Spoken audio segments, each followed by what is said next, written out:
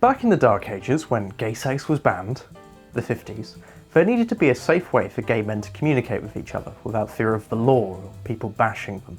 And it would be very helpful if it just so happened to include phrases you immediately want to add into English. Welcome to the fantabulosa world of Polari. Now, when most people talk about the history of Polari, especially when they're presenting it as second-hand information, they tend to go back to the gay culture of the 30s and 40s and not really any further back. Might not come as a surprise, but this isn't a particularly accurate way of looking at things. And to talk about it as if it was one set of words that everyone understood and everyone knew is also a little bit misleading too. Even calling it a language, which a lot of people do, might not be entirely right. And I realise I've gone way too long without actually showing you any, so here's some Polari. Latte, bona latte, as the regular omi from omi. Oh, yeah. Omi from omi, wasn't it? Yes, it was. Vada, Mistress Bona.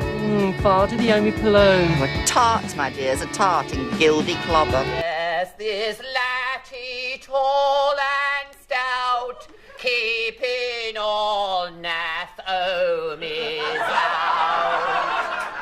The consensus understanding of what Polari really is a mixture of words and phrases predominantly used by men who have sex with men. Its origins have been traced back to both the thieves' cant of the 16th century and for travelling Romani showmen of the 1700s.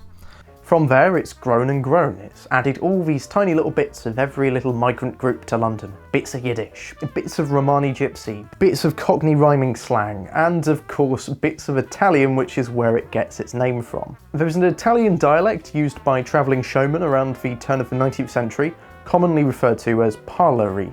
A lot of early literature on Polari tends to confuse the two, and while it's true that Polari's future vocabulary is very much influenced by Polari, they aren't really the same. To call Polari a dialect of Italian is extremely misleading. When you look at it on paper, it's very much English grammar with new words. To me anyway, it reminds me of Nadsat when written down.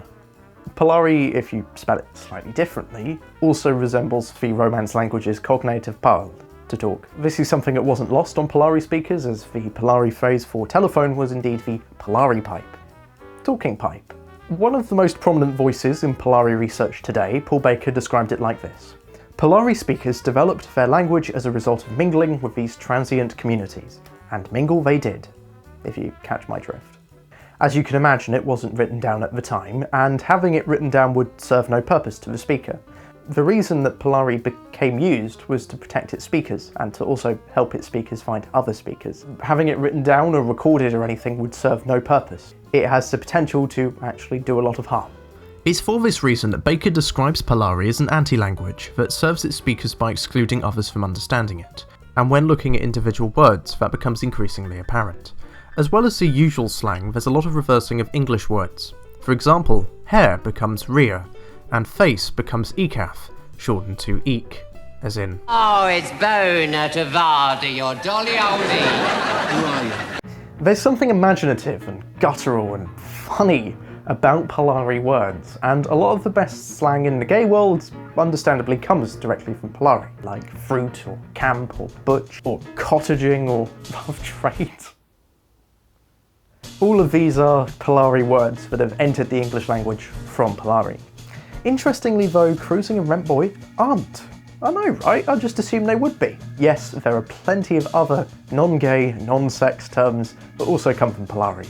The future could be naff, or it could be bona. The time has come for a frank and honest Vada at our awkward position. Oh, yes. And with our eeks shining with hope, stroll together towards the fantabulosa futurette. At its peak, it was the lingua franca for gay people around England. Plenty of people spoke it, there were different dialects depending on where you live. Young gay men would usually get taught it by older gay men who introduced them to the scene, and this new wave of youthfulness also brought it into contact with a lot of new words, specifically words coming from America and the emerging 60s counterculture. It did truly reach far and wide, from the seas on the merchant navy to the theatrical world, stagehands and performers. And they say stereotypes about us don't exist for a reason. But by the 60s it was becoming a little bit out of date. This is when it also became a bit more public as well. The Julian and Sandy sketch on the radio show Round the Horn brought Polari to the masses, and people were presented for the first time, really ever, with this bawdy, shocking, hilarious way of talking. We had a little latte up an alley off Order Street. Called ourselves Bona Prods. Excuse me, Bona Prods. That doesn't have a second meaning, does it? I don't think it has a first meaning.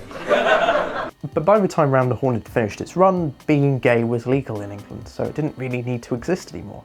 Its speakers very much dropped out of it, and no one was picking it up anymore. However, there was an interest in keeping what did exist of it written down. Around 20 years ago, there was a big boom in making sure everything was preserved. And a lot of that was down to one linguist, Paul Baker. His work on Polari is responsible for getting some of the more obscure slang written down.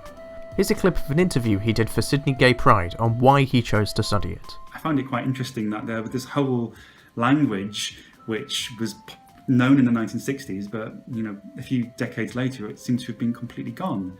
And I thought that was really interesting. And I thought it would be fascinating to try to find out more about it, and also to sort of keep a record of it, make a record of it, so that it wouldn't be lost altogether. I was very much aware that there's people who spoke it were getting older, they were in their 60s and 70s and 80s, and if somebody didn't take the time to actually go and talk to them and get their side of the story, find out about it, they would die and it would be too late. And actually, while I was doing my research and interviewing men, sometimes it felt a bit like a race against time.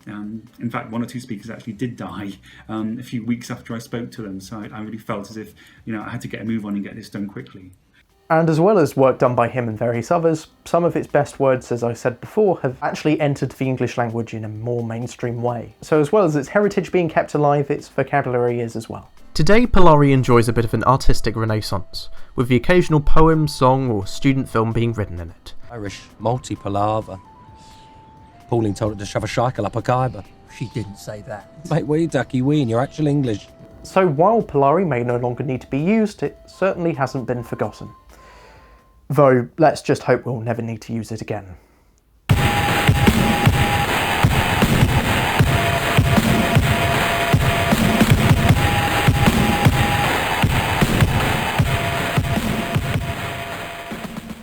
The story of an 18th century water slut.